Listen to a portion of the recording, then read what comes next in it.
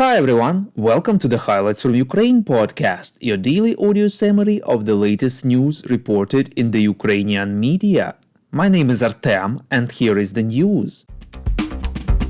For 611 days, Ukraine stands strong against the forces of the Russian invasion. Yesterday, Ukraine marked its National Language Day. Traditionally, many Ukrainians wrote a dictation on that day. On the radio and TV, anchors were reading text aloud and people were to write it down without any mistakes. Those who can send their handwritten texts via post to have them checked or check themselves.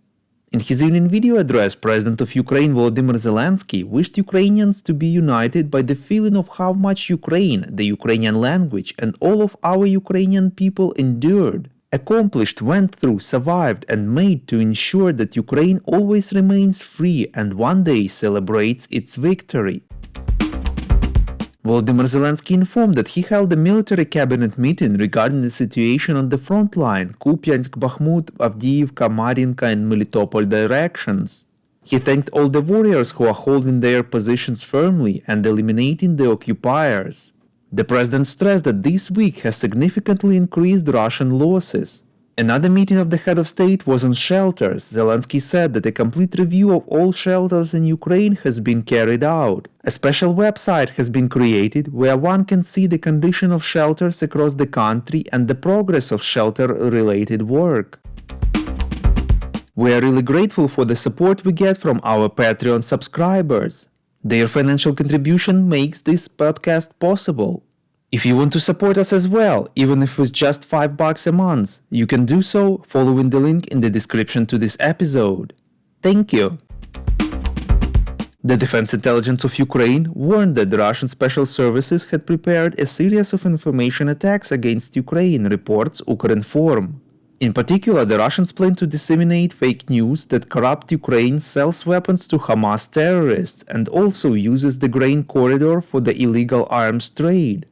Also, the planned disinformation effort includes claims that Ukraine's defense minister Rustem Umerov uses his own connections in the Arab world for the illegal arms trade. The intelligence points out that the goal of the enemy is to completely stop the supply of weapons to Ukraine from the partner states.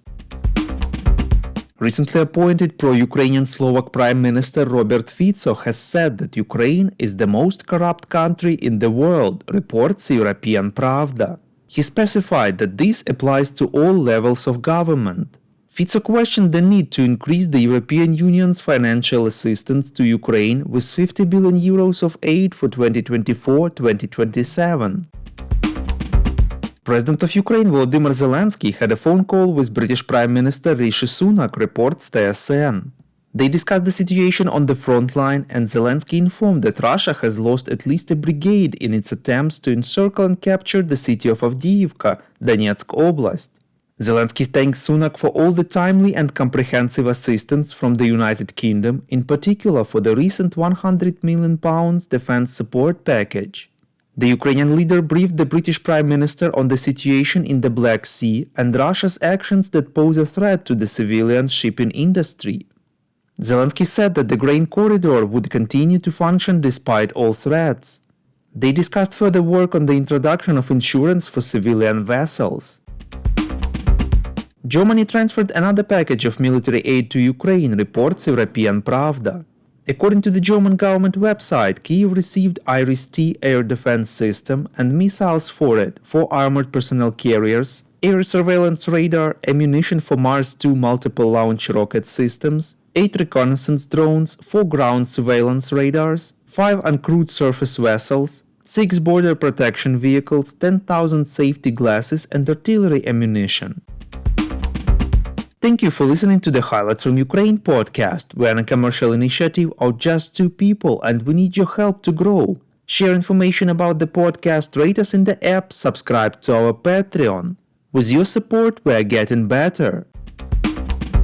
We call on you to demand from governments of your countries to impose the toughest sanctions possible on Russia and its citizens to stop their invasion of Ukraine.